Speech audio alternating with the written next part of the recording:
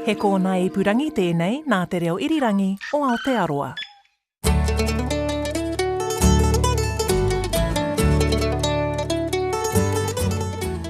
No mai whakaronga mai ki te Aotai whenua. Welcome to Country Life. I'm Sally Round. Great to have your company. I'm Duncan Smith.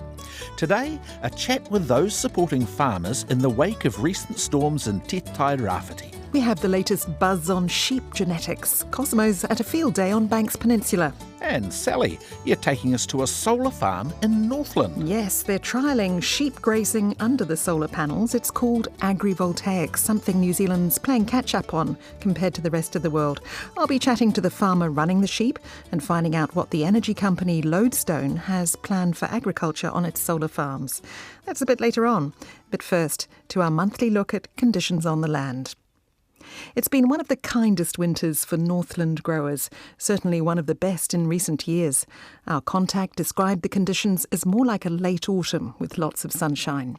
Plenty of feed means the cattle market's strong, prices are good, though there's less stock around due to changing land uses and farming practices.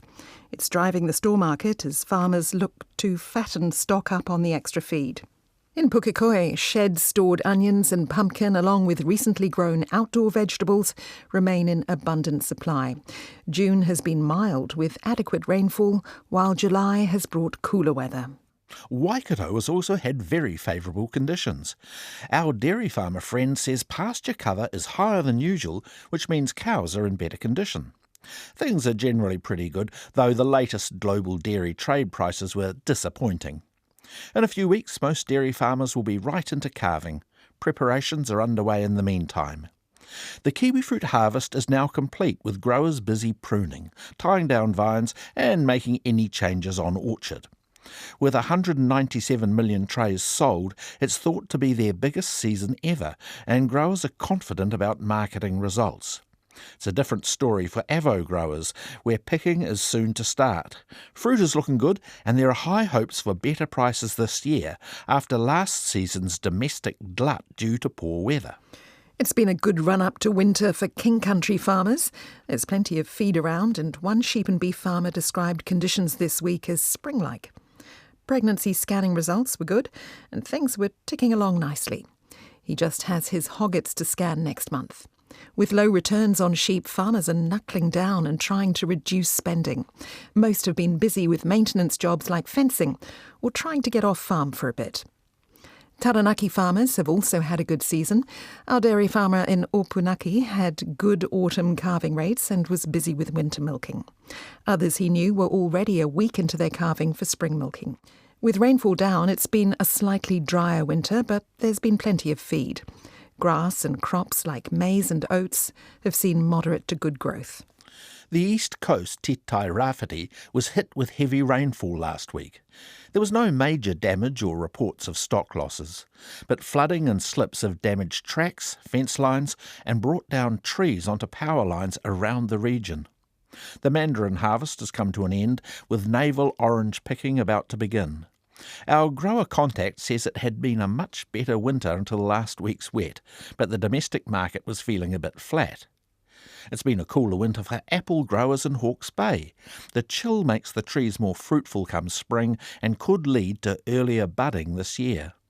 Most growers were all hands to the deck with pruning trees and pulling out old blocks. After a tough few years for the industry, most are looking to be consolidating rather than expanding. The month just been has been exactly what was needed for farmers in Manawatu Rangatike. Warm temperatures have allowed many to recover from the earlier dry conditions with good grass growth. Crops like kale and fodder beet have also been coming along well. Early sheep pregnancy scanning results have been unsurprisingly disappointing, with most down about 5 to 10% due to the tough autumn. The first of the dairy calves are on the ground. In Wairarapa, the mood has also improved following a late-season drought. Recent rain has helped grass grow and the feed situation has improved. Prices for a lot of products like wool and lamb remain depressed, though.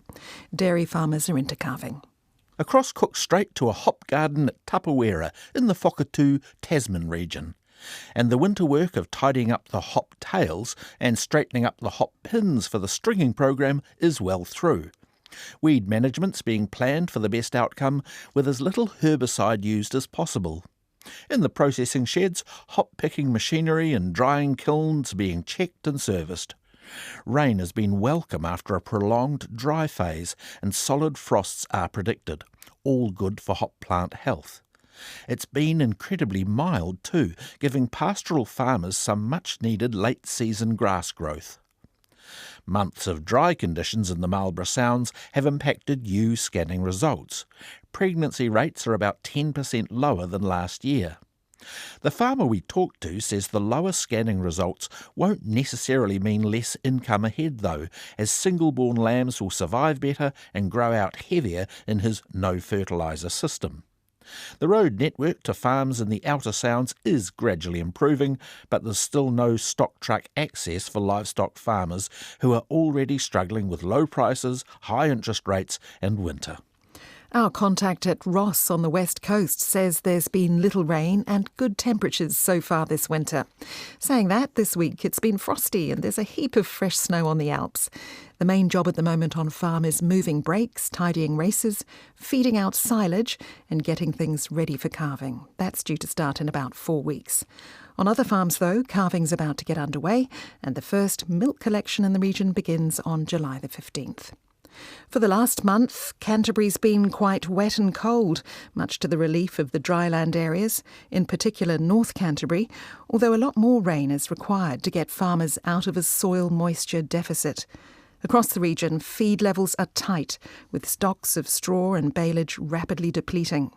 Green feed crop levels are back due to the dry summer and autumn, making feed budgeting a high priority. Everyone's hanging out for a nice early spring and a return to normality in terms of sheep meat prices. Central Otago is chilly.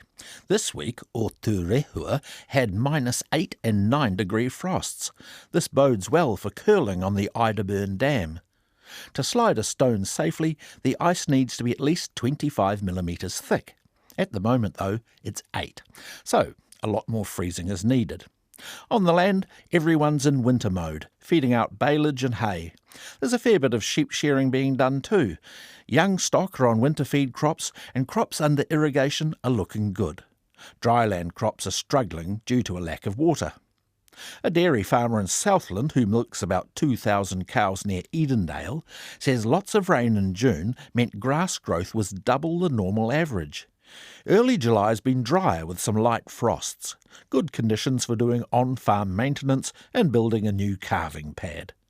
Cows are winter feeding on either kale or baleage and grass. Calving gets underway on August the 1st. Country Life, bringing you the sounds and voices of rural New Zealand. It's been a tough few days for farmers and growers on the East Coast. The region was battered by heavy rain last week, with many still recovering from the impacts of last year's Cyclone Gabrielle. Janina Schwanica was in Gisborne gathering stories for Country Life when the weather started to turn. She spoke to Vicky Croswell of the East Coast Rural Support Trust before the worst of the storm hit. I am Vicky Croswell. I'm born and bred in Gisborne and I'm a country girl through and through. I am the coordinator for the Rural Support Trust in Tairāwhiti.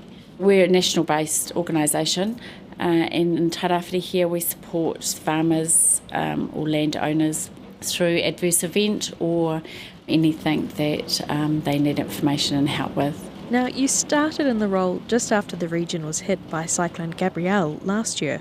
Yeah, so I left victim support in March 2023 and on the 6th of March I jumped into the Rural Support Trust here, so it was out of the fry pan into the fire, so they say. So yeah, it was hit the ground running. The need was just actually to know that someone actually cared and just to give them a little bit of direction, let some steam off. You know, in the initial days, it's, I guess a farmer wants to do so much, but there's very little that they can do due to access and weather and the condition of the farm. So the advice was, you know, just sit, look, assess, do what you can, not what you want to do. We really highly recommended doing a list, put down what needed to be done, tick off what you've achieved. Yeah, that was a high priority for a lot of people. How has the need changed over the last few months as the cleanup has progressed? Look, so much has been achieved, which is a credit to a lot of landowners. The progress is a lot of flat has been re-fenced, so it's usable land again. Just talking to a farmer the other day, he was stoked that he actually had paddocks that he could start using coming into winter, and then he was going to tackle the hill backcountry, which was another challenge that they were facing. But unfortunately, with the weather bomb that's hitting us, that may be putting him back quite considerably now. What's the mood like out there? It's just another glitch in the system, as they say. Just take each day as it comes. Farmers will get through it. It is what it is. It's Mother Nature, and there's nothing that we can do about it. It's just remain positive, keep the focus, and what is your on-farm focus? Everyone's different, but just keep doing what they're doing. Do you think farmers have changed how they talk about and, talk to each other after these type of events? We're seeing a lot more gatherings in catchments, communities, little rural areas, which is great to see, because it gives... we don't need an excuse to get off farm, but I think at a time like now and what we've been through in the past 18 months, for sure, it's just getting people out, it's getting people talking. You don't have to talk about the cyclone, talk about everything other. I've attended a number of events, and it's great to see the humour and the smiles and the banter that goes amongst. Everyone's looking out for everyone. They've got each other's back. Little communities, they're having the barbecues, the good old Kiwi, let's stand around a barbecue and talk. They're having potluck dinners, they're having fundraisers for their school or community, and it's really good to be a part of that. And how are people feeling this winter? They're pretty positive, I have to be honest. They're smiling, they're pretty chuffed on what they've achieved from the cyclone and moving forward. It's not an easy task at hand by all means, but I think they're all looking up. They're looking forward to, we don't want to say getting through the cyclone, because you'll never forget it. But I say every day is an achievement, and I think that it's a positive move. We've been able to extend our team, so I have a facilitator out there. Look, we're still calling up driveways, doing cold calls, checking on people, and the feedback that we're getting is absolutely amazing. I still get blown away with the comments and the emails and the text messages that we're receiving saying, hey, look, it's really nice to know that someone actually cares. And to be honest, I kind of think that the region of Tairāwhiti has been forgotten. You go out of your own region, and I sort of get a bit of on a downer when I hear, oh, you're BAU, you're back to normal. And I'm quite upfront and say, no, that's not the case at all. We're still struggling.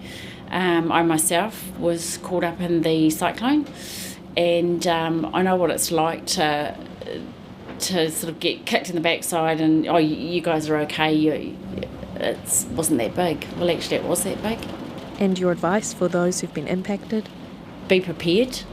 Have your grab bags and everything else. We don't know how this is going to turn out. The ground is wet, sodden, so we've got water lying where water wouldn't usually lay in the last 2 years. So the drains are full, the roads are wet, slippery, there's potholes that our roads are shocking at the moment. So just be prepared for anything that's at task.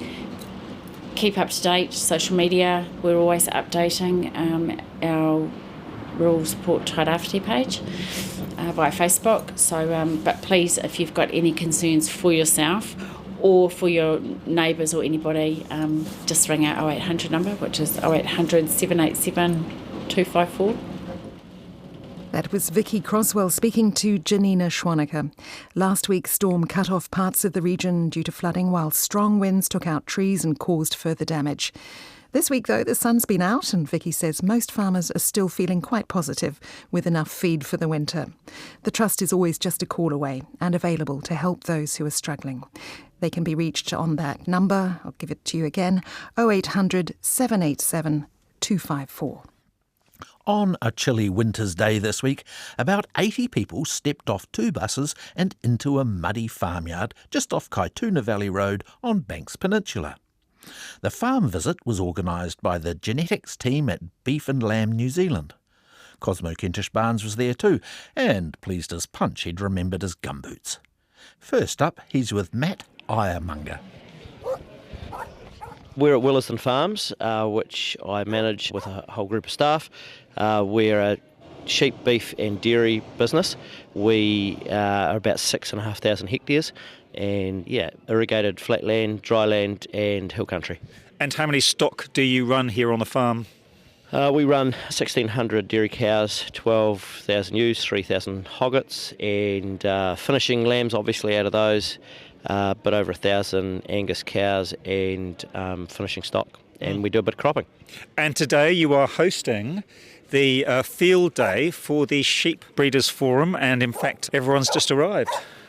That's right. So unfortunately with the bad weather we were unable to make it into the forum yesterday, but we're hosting here today, and and unfortunately still another bad weather day, but nonetheless there's a good crowd here. It's pretty chilly and wet and windy. Yep, I reckon you can smell the penguin shit coming off the sea. It's pretty awful. Now, you're running 2 Hill Country Future Partnership projects. Tell me about them. That program has finished now, but that ran for 3 years, and our part of it was trialling legumes on hill country, especially lucerne, and looking at the cost of developing lucerne on hill country and the improved dry matter production that could be achieved. And I guess those projects will be of interest to a lot of the people here today. Well, we've got some big challenges in the sheep industry at the moment. It's a difficult space. It is cyclically at the bottom at the moment and it will recover, but we've got to find ways of producing the product more cheaply to allow us to have some sort of financial sustainability.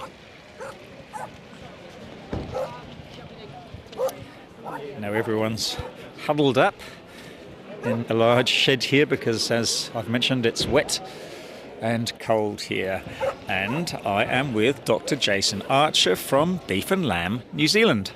Yeah, so I'm head of genetics, so essentially I guess I sort of lead the genetics team, and the genetics team does the sheep evaluation, so the sheep breeding values, and we also work in beef too in terms of genetics and extension for beef genetics too. Yes. And how often does this forum happen?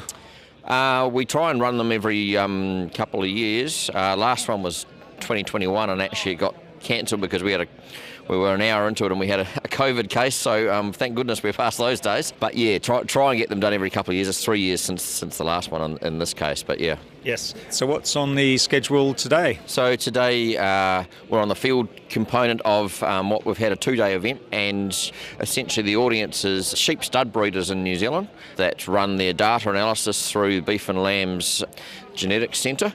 And of course there's some industry professionals that help those breeders as well. So it's really a gathering of sheep genetics and sheep breeders. And what are some of the key topics on this year's agenda? So a lot of it's updates as to changes that we might have made in the evaluation, some education around how we approach making the whole data set hang together so we can make good comparisons right across the industry, which is really important for us and for the industry.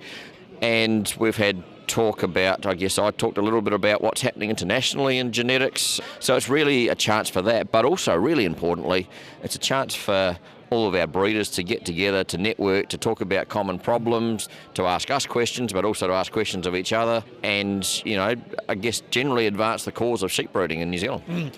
Can you explain to our listeners about the benefits of genetic improvements for the sheep industry? Yeah, the benefits are actually huge. And several years ago in a previous job, I was actually involved in analysing how much the genetics has contributed to our industry, and we looked at the improvement. I think it was from 1991 through to 2015 at that time, so a 25-year period, and we know that the sheep industry productivity increased markedly over that time, and we could attribute 51% of that improvement was enabled by genetics. it's not just genetics, obviously, the total improvement, but genetics really is an enabler. It's enabled us to get more fertility into our flocks. It's enabled us to grow our lambs to heavier carcass weights without going over fat. So those core components, genetics has a really strong component to it. To be honest, if we weren't improving our genetics, I know the industry's not in great shape at the moment, but we'd be in even worse shape. You mentioned carcass traits. What about wool? So wool is a tricky one, right? And as Beef and Lamb New Zealand, our farmers have given us the no vote for a wool levy, and that happened probably 15 years ago now. So wool doesn't technically come under our remit. Now we do have a wool evaluation, and people can feed data into it.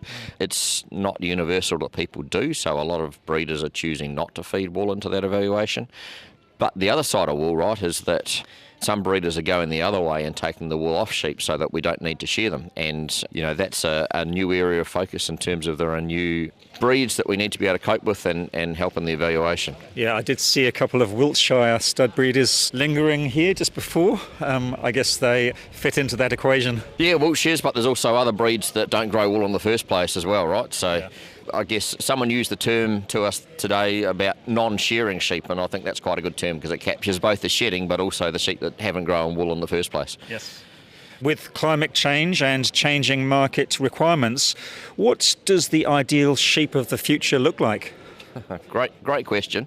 And I don't know if there's one single answer to that, right? So I think just to go back to that wool thing in terms of the sheep of the future, I think our industry is going to go three ways. One is there'll be some breeders that stay with the strong wool. There'll be some breeders that take the wool right off. And then fining up the clip is another strategy that another group will probably take. For the future, the sheep of the future is going to have to do all the things that it does today, but we're also going to have to address issues like welfare. A right to farm animals is going to become an increasing thing in the future. And then, of course, there's the methane question, and there's a lot of pressure. I've done some international travel, quite a bit of international travel recently. Everywhere you go, people are talking about reducing methane outputs from sheep, or sheep and cattle and dairy cattle and other animals. It's not a New Zealand thing, it's a world thing. Let's go into that shed there because it's starting to rain quite heavily, and I've still got a couple of questions I want to ask. Ooh, driving rain. Now, we've just come into a work shed here to get out of the rain. Jason, how are genetic improvements made? Essentially, it comes down to measuring animals, and so that you know what performance they are, and then selecting them. And we've got a whole lot of tools that we help breeders with, which turn measurements of animals, turn information onto pedigrees, and then information on genotypes. So we do the DNA tests on all these animals, and we turn them into predictions as to which is going to be the best animal to breed from in the future. And that tool is used in pretty much every major livestock industry around the world. And, without doubt, it's demonstrated to be a really important component in making rapid genetic gain as fast as we can. But nonetheless, it still must take a bit of time because this is a generational thing. Yeah, absolutely. So genetics is, we talk about it as making cumulative and permanent gains. So every gain that we make in a year is not transformational, right? It might be 1%, 2%. But then next year we make another 1 or 2%. The year after we make a 1 or 2%. And that all stacks up. And after 10 years, you've actually made some significant change. And so it's a building block. But the great thing is once you've made that permanent gain step, that stays with you. You don't have to keep paying for it. As opposed to, we can make gains by feed supplements or something like that. For example, we've got to pay the cost of that every time we do it. What are the biggest challenges facing breeders at the moment? Well, right now, you'd have to say across the sheep industry, it's profitability. Costs have gone up, our prices are at a real low, and people are hurting. There's going to be a lot of people making a loss this year, so that's a challenge. Hopefully that's a temporary challenge. We're going to have to work our way out of that, and that's not easy. But, that bigger picture around our environmental performance, our sustainability and our social licence to be able to farm animals. I'm not saying it's an emergency, but it's a significant factor that we're going to have to think about in the future.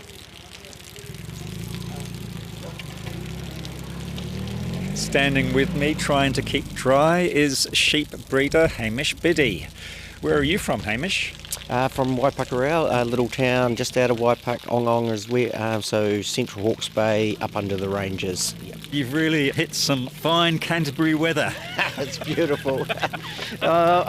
Coming from the east coast, I mean, we've had this for the last couple of weeks, so it's, we haven't done too bad. Yeah. Were you affected on your farm? Not majorly affected. I mean, we had 110 mils in a day and a half at home and 170 on another block that we got out by the coast, but no slipping or damage. It's too early in the winter yet. The ground's not that wet, so we're pretty lucky. But you feel for Wairau and Gisborne. Yes. And so why have you come down to this year's Sheep Breeders Forum? So I enjoy coming down to this because I get to meet and mingle with other breeders, listen to the science team as to what's happening, where we're going in the future of what we're to expect in the next couple of years with rolling out new data, analysing, etc. Yes. But it's just a really good mix and mingle with everybody. And lots of good learnings this year? Lots of good learnings, quite a positive vibe on all the new improvements that they're doing within genetic evaluations, where we're going on the methane work, feed efficiencies and other, Yeah, I was just talking to Jason before and he said that methane is quite a big issue. Yes, methane's the big one for the future, so to know that we've got a clear plan and where we're going and how we're rolling it out is really positive, I think, for the industry. Yes. What sort of sheep do you breed? So we breed a composite. Kelso composite we're one of the original composite breeds in New Zealand, and it's a 3-4-way cross type animal looking for maternal traits that are really good for reproduction, growth, meat and health traits. So due to the low, strong wool prices, do you tend to focus mainly on carcass traits? Yeah, we do concentrate mostly on carcass traits and our health traits, but wool is still an important factor to a sheep. So we concentrate on trying to make a sheep that is uniform of wool as we can get it, so it is still valuable at the other end for somebody. Yeah. But we also want that wool to be a healthy wool, which means it's not going to produce dags, it's not going to get fly blown. So we select for dag score, we make sure the style and fleece is right to the environment so it doesn't become a cost. So you still have to make selection on wool. What are some of the traits that your sheep farmer clients are looking for at the moment? Right now, the big push, the last 4 years, has been facial eczema. Everyone was on that bandwagon. We haven't had too much lately, but the worm feck has probably become the number one asked question is, what are we doing about worms? It must be quite challenging working on issues like worms through a breeding program. It is challenging, but it is actually a highly heritable trait. So the beauty of coming to these days, we talk to the scientists how to implement, we meet other farmers who are doing a good job, and the beauty of being a composite like we are, we can go and find the best genetics from any stud and bring it into our program. That was Hawke's Bay sheep breeder Hamish Bibby. Cosmo was also talking to Matt Iremonger from Willesden Farms and Dr. Jason Archer from Beef and Lamb New Zealand's genetics team. And you can see photos from the field trip on the Country Life webpage. Hi, I'm Mark Anderson and I'm a dairy farmer down here in the south. We have adopted regenerative principles on our land, and you are listening to Country Life on RNZ National.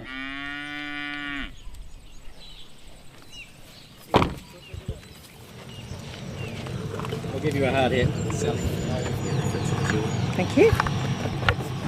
So I'll maybe just give a quick overview and then you can record. Farms can be pretty noisy places. Tractors in the paddock, dogs barking, sheep bleating, milking machines in the dairy shed. But the first thing you notice about this farm is the silence. But in fact, there is a harvest going on this flat piece of peaty land not far from Kaitaia.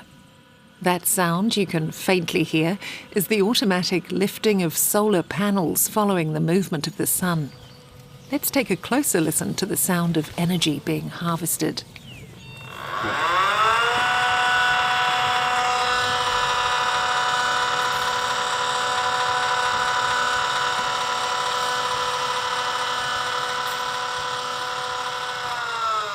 Instead of a herd of cows or a flock of chickens, this farm's stock is an array of panels, lined up like dark waves on the paddock. But that's not all that's being farmed. Look down and there are sheep resting in the shade and grazing on the grass among the panels.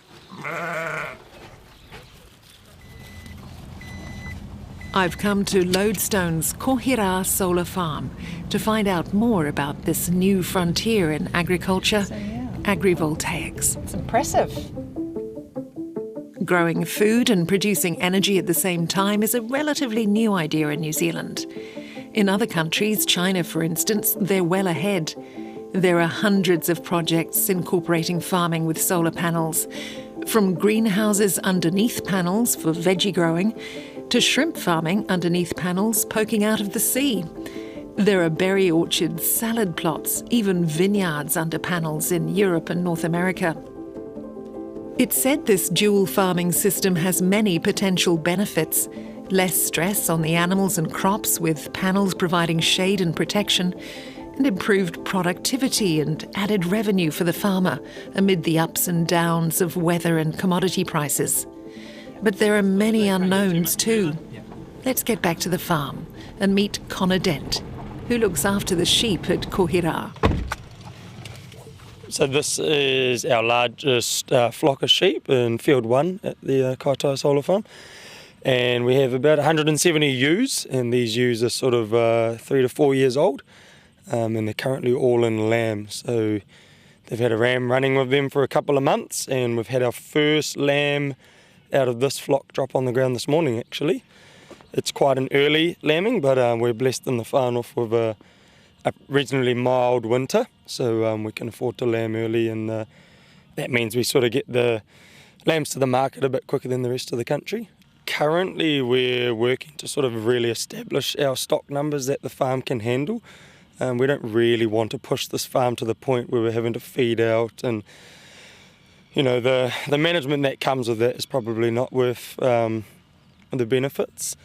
How are they taking to grazing among the solar panels? They tell me they are very happy. So what we've noticed is that we see the sheep sitting down for longer periods than most farms, which means that they're sort of content, they're full, and they seem to be pretty relaxed here. So I'm not intrinsically tracking the numbers in terms of some other studies potentially are around the country, but they seem to be definitely spending a lot of the time under the panels, sitting down, and they're not spending all day on their feet eating.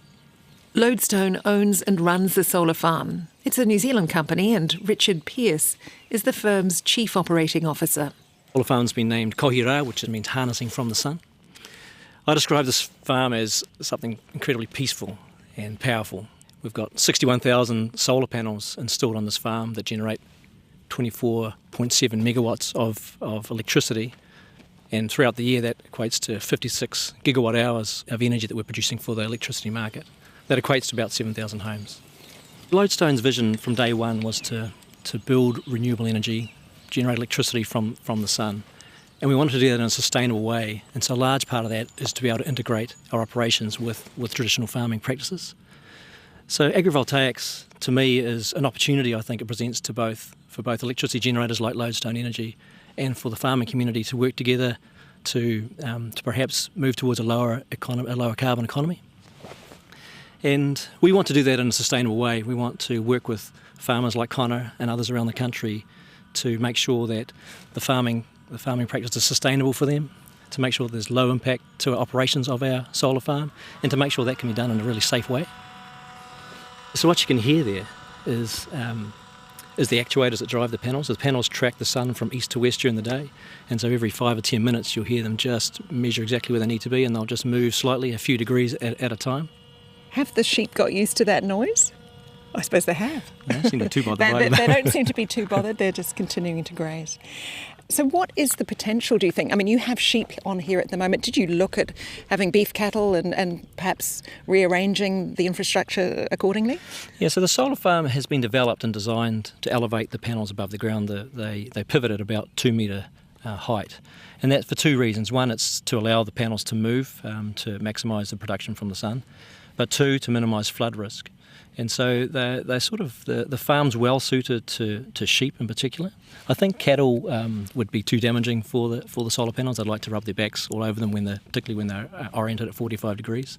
So at this stage we're considering a model that's farming livestock and sheep. We describe our practice going forward, and we're working with Connor on this, is around vegetation management rather than just grazing. So we don't describe it as a grazing lease, we describe it as vegetation management. And in that, we want to be able to manage our vegetation to a level that minimises fire risk. It makes the farm look tidy, of course, so there's benefits in that. We want, of course, the sheep to prosper in this environment so that the yield is high. At the same time, we want our electricity production yield to be maximised as well. If you didn't have the sheep, how would you manage the vegetation? Well, the only other option there for us would be to mow. And so a vegetation management contract will be a combination of grazing sheep, mowing, and some spraying of weeds and around some of the infrastructure where you can't get to with mowers. A combination of those things. We don't know what that balance will be, but over time we'll work that out together to see what the optimal proportions of each of that will be. And ultimately it needs to be sustainable. Connor needs to make $1 out of it, and we need to be able to run a sustainable electricity production site. So do you charge him for the grazing? We are still working through the commercials around that. We want to know exactly we need to understand exactly what the farmer's costs will be throughout the year, and to work out what a fair commercial rate will be for both grazing and also for us to pay for other vegetation management activities like mowing. There's a real cost involved in all that, so we're working through that, and no doubt we'll land somewhere sensible that makes sense to both parties. Now, you have got other plans for agrivoltaics that you're looking at for your solar farms around the country. What's happening? Yeah, so Lodestone has a portfolio of solar farms that we are building and ultimately own and operate. This first one here in Kaitaia, and the second one was handed over to operations a couple of weeks ago in Edgecombe, and a third one that's in advanced stages of construction in Waitahi. So both of those farms in the Bay of Plenty region. And so within our phase one, there's 5 sites that we plan to deliver, and then into phase 2, at least 10 more. So our plan is to do that in a sustainable way, and to get farmers interested in coming and working with us to farm and optimally working together to do great things. So but in the Whakatane region, there's some challenges in itself because it's largely a dairy farming community, and so our sites there, we're actively looking for a farmer that will want to graze some sheep there, and that presents some challenges, but we think we'll get there. And in addition to that, we think there will be horticultural opportunities at some of these farms, and we're in the learning stages of that. Of course, it's done well internationally. We need to work out how to do that in New Zealand, and so we're working with it. We have an agri-business consultant, Anna Vaughan, who we're working closely with to help guide us on some strategy in and around that, to make sure that we're thinking about the farm in the way in which we should, because we're not experts in farming, but we want to do that in a way that everybody does it well, and the farm is well maintained, and we can be proud of the farming activity, both in respect to solar and in traditional farming practice. So we're working with Anna, and we've started some early discussions with the universities around some research opportunities, around discovering what would add the most value to the research around agrivoltaics. Any ideas so far? Well, any ideas? Well, we're looking, perhaps the Edgecombe site might lend itself to have an area which we corner off for horticultural development, and do some really good research around that to see how sustainable that is, and what the right types of crops or herbs or fruits or whatever that might be ultimately that can be farmed in an economic way. Yes, I guess you're having to work with shade and plants that benefit from a bit of shade as well. That's right, and I understand from international, from talking to some of the guys internationally that do agrivoltaics or horticulture, that the solar panels allow for water retention in the soil to be sustained a little bit longer, and so the shade offers benefit not only to the livestock but also to the crops, whatever is planted. The water retention is good, and so it would appear by all counts that horticulture can be very successful as well if it's done well.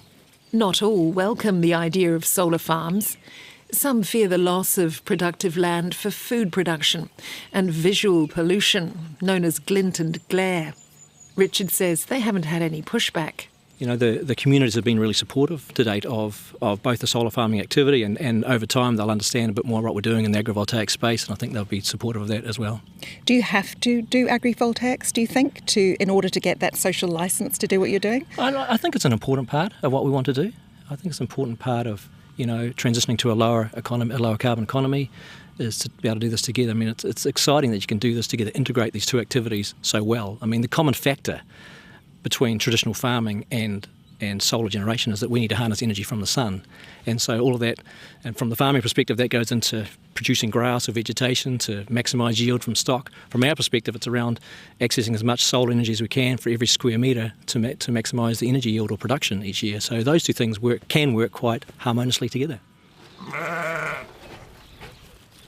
keep forgetting you've got gates now. It's such a nuisance, isn't it? Every field is gated, mate, to keep them in there. Yeah, fair enough. I'd love cattle stops, to be honest, but they're just not as cost effective. It's still in the experimental stage at Kohira. Things like pasture and sheep growth are an unknown quantity. There's been a bit of money to spend on fencing, gates, troughs and yards for the sheep. Connor says they've taken well to the new environment without doing any damage to the solar arrays. So in the morning, these panels they tilt right over to face the eastern sun, the rising sun, and they probably are about 600 to 800 mil off the ground. Don't quote me on the numbers. So they actually potentially could, but the sheep, they're the right animal for the job because they don't have any interest in sort of scratching up against the panels. It's something that we have to be mindful of when we bring a sheepdog in here to round them up and get them out of the paddock, that we actually choose the right time of the day, that we're not pushing them and they start running and jumping and jumping up and hitting their backs on the panels. But it's a pretty minimal risk to have to manage. How do your dogs cope with all the posts and the panels when they're rounding up the sheep? That's a fair bit comment. of an obstacle course? It is. And they actually struggle early in the morning if the panels are down or late in the evening to see right through and find all the sheep. But they seem to get them out and the sheep seem to know where to go anyway. So no, we haven't had too many dramas on that. What about grass growth with the amount of shade that you have from the panels? At the moment, we're not noticing any slowdown. You can see in between the panels now, we're about midday and there's probably a good 7 metres of clear sunlight. And as the panels tilt, where that shading is also moves. So the sun still reaches all parts of the field throughout the day. In fairness, it's not getting sun for 12 hours of the day. What about the quality of the pasture? Yeah, no complaints. I think post-construction, because the solar farm's still in its first year, after practical completion, there was, a little bit of damage to the farm just with the machinery used to it, and that's since fully restored itself. And as we put in the sheep in there, they seem to be tidying it up. And then when we pull them out, we're sort of looking at a 2 to 3 week turnaround, and we're getting really good bounce back in some of the paddocks. And it's quite a quick rotation with the ability to put the sheep back into that paddock not long after they come out. Will you be doing sort of measuring of, pregnancy rates and that sort of thing just to evaluate how this has gone? Totally. No, that's definitely what we'll be aiming to do. At the moment, we're pretty much tracking the cost that's going in and the dead and alive count sort of thing. So it's not too high level at the moment, but we would like to start doing that. We hope that they're at a better weight than most of the rest of the lambs around the country. So you'll be fattening the lambs here as well? Yeah, that'll be the goal, yeah. So at the moment, our first 2 years is really stock numbers and establishing our benchmark of what the farm can handle without overstocking it. We'd like to stay under our sustainable number for a while. We don't want to overstock it and run out of grass for the sheep. Tell me about yourself and how you got into farming sheep under solar panels. So I'm not much of a farmer myself, I must admit. I do civil construction as my day job, and I was fortunate enough to actually do all of the civils on this project with Whānau Throating, where I work locally. And then beyond that, it was one of my friend's ideas to sort of reach out and see if the lease was available, the grazing lease. With the current market of the sheep schedule and the price of lamb, I don't think a lot of people are looking to develop sheep farms at the moment. We were really fortunate to be given the opportunity from Lodestone, and it's a really pleasant place to farm. So I think I'm really glad that we've jumped out and taken the opportunity. And what's the potential, do you think, for other people with a flock of sheep to get involved in this? There's definitely still potential to make $1 out of the business. Otherwise, we wouldn't be down here doing it, right? The benefit of this farm in particular and how Lodestone have developed it, there's still areas around the farm that can be used for other agricultural purposes, such as growing maize, growing corn, watermelon, kumara.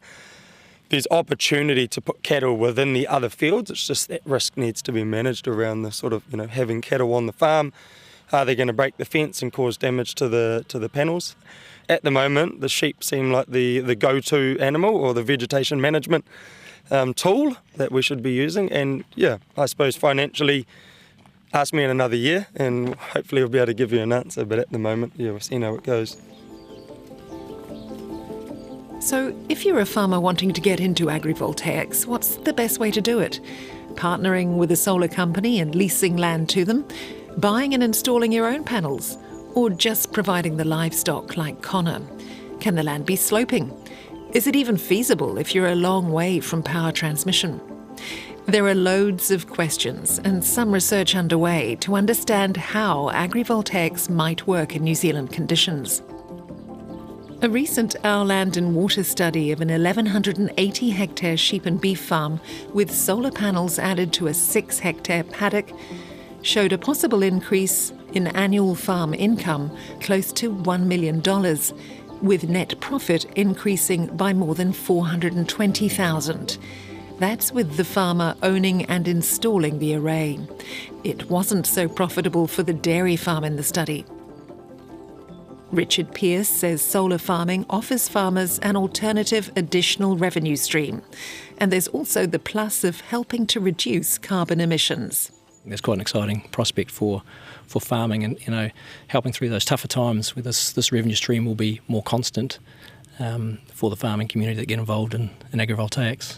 Do you want to hear from more farmers who want to get involved in this? Absolutely. We have plans to build solar farms up and down the country, North Island and South Island. And a large part of the success of those solar farms, we're working with the farming community to understand the pros and cons of agrivoltaic activity and to learn together and to do that in a really practical way that we both benefit from. Would you be putting solar panels on farmland owned by the farmer, for instance? Yes, absolutely. Absolutely, yes. The Phase 1 sites, Lodestone Energy procured these sites to allow us to get underway with building them. But our Phase 2 development sites are largely lease option arrangements. And how many panels would a farmer look at getting to make it feasible for them economically? Yeah, I think this farm here is we have a land area of 80 hectares, and we have infrastructure installed across 50 hectares of that. So that's 61,000 panels, and we think that's a nice size for discrete. It's a nice size for us to place in various parts around the country. There'll be some larger solar farms we also build, which will present a slightly different opportunity for the farmers in different parts of the country where there's access to larger capacity through transmission connection rather than a local distribution network connection. Those farms will ultimately be larger and present a different opportunity of scale for farmers. Yes, how far do they have to be from that infrastructure? Yeah, so this farm, we connect a few kilometres away into Top Energy's electricity network. That works well, and the farm is constrained by how much energy you can inject into the network for them to be able to manage that power flow. There's certain parts of the country where it lends itself, where the great farms and great capacity available. So we work to identify where they are. So when we're looking to work with farmers, some of the questions we ask are around where are you located, how close are you to an electricity distribution network or to a transmission network, depending on the scale, and they are key considerations in whether the farm would ultimately be economic. And how would you help a farmer deal with any pushback from local neighbours? We get involved in very early stages around community engagement, around what we want to do on the farm in respect of developing renewable energy infrastructure. So quite detailed consultation processes that we follow with the community, with the local iwi, and we run that all the way through consenting to make sure we understand exactly what the impact of our activity will be on the farms. And then, and then we'll support the farmers coming and working with us to do their farming activity on these properties. Continue to do that and support them every step of the way. Richard Pearce of Lodestone Energy. I was also talking to Connor Dent in charge of the sheep. Seems like there's plenty more research to be done in this area. What are your experiences of agrivoltaics or solar farming? We'd love to hear from you. And that's this week's Country Life. Thanks for joining us. A quick note from our team. We love getting your feedback and ideas for future stories. You can reach us at country@rnz.co.nz. We'd hate for you to miss an episode of Country Life. To get every episode free to your phone, click follow on your app now. And if you enjoyed our show, give us a shout on social media or tell a friend by clicking the share button in this app. Out in the field today were Cosmo Kentish Barnes, Janina Schwanecker and myself, Sally Round. The show was produced and engineered by David Knowles and Phil Benge. I'm Duncan Smith. Catch you next time. Ka kite.